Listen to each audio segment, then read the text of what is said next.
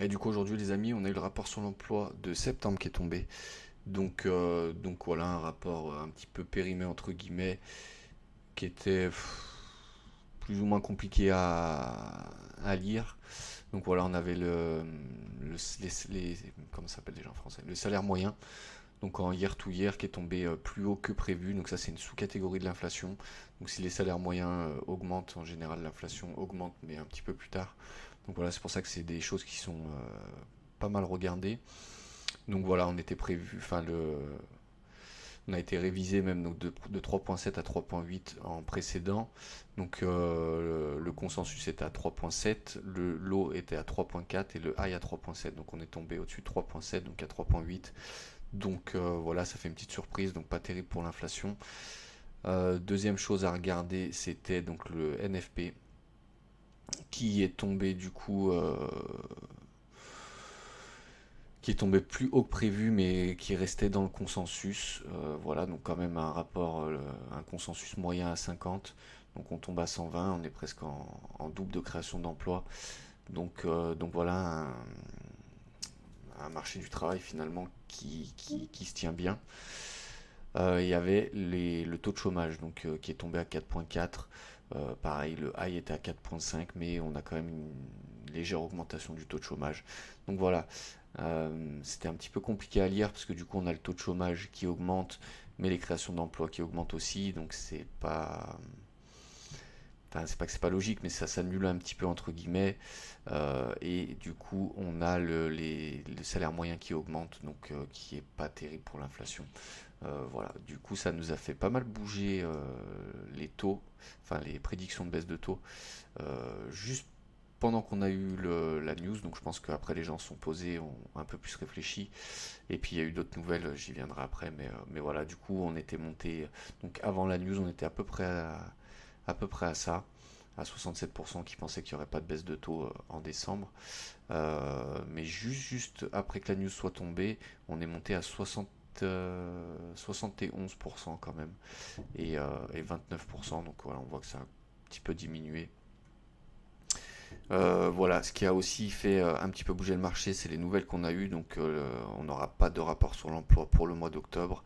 Et le rapport sur l'emploi du mois de novembre qui devait sortir juste avant la réunion de la Fed, donc en décembre, est décalé après la réunion de la Fed. Donc voilà, on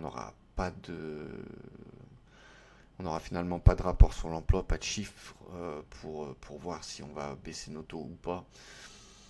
Donc logiquement, dans ces cas-là, on ne devrait pas avoir de baisse de taux. Donc voilà, après le premier réflexe du coup, juste après cette annonce, donc juste après ce rapport sur l'emploi de septembre, ça a été une baisse du dollar, vu qu'on s'est dit une baisse du dollar, une reprise, pardon, enfin une hausse du dollar, vraiment au tout début. Donc on avait une baisse sur l'euro dollar, sur l'USD yen.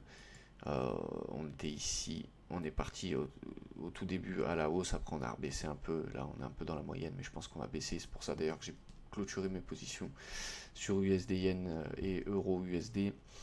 Euh, voilà.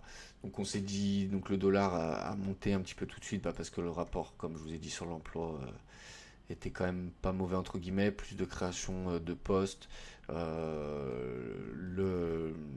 les average earnings, donc les salaires moyens qui baissent pas, au contraire qui augmentent, donc ce serait pas bon pour l'inflation, le marché du travail qui est toujours tendu, donc on n'aurait pas de raison de baisser les taux. Voilà. Après là, ça baisse un peu à nouveau. Je pense que c'est l'incertitude due au fait qu'on n'aura pas de rapport sur l'emploi pour octobre, et qu'on aura le rapport sur l'emploi de novembre après la décision de la Fed. Donc voilà, le marché est un peu perdu. J'attends de voir, parce que du coup j'ai clôturé mes positions. Moi là, j'attends de voir s'il y a moyen de réouvrir. J'étais donc là en short sur euro-dollar.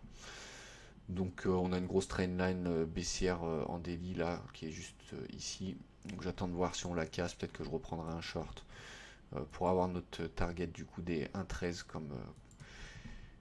comme j'attends depuis un petit moment. Sur l'USD Yen, pareil, j'attends de voir. Là, on a une belle petite résistance en weekly. Donc j'attends de voir si on la casse pour peut-être rentrer en longue. Voilà, de toute façon, du coup, on n'aura pas de rapport sur l'emploi à venir, donc je sais pas trop sur quoi on va pouvoir se baser. Je sais pas sur quoi on va pouvoir se baser. Ouais. Demain. Je crois que la semaine prochaine, on a le PCE Core, donc on aura tout ce qui est inflation. Mais voilà, le plus gros, c'était le rapport sur l'emploi et on voit qu'on l'a pas. Donc voilà, on reste un petit peu dans le doute pour l'instant. Euh, donc c'est pour ça que j'ai préféré clôturer mes positions et attendre de voir ce qui se passe. Voilà pour ce rapport sur l'emploi, les amis. N'hésitez pas à vous abonner et à mettre le petit pouce bleu.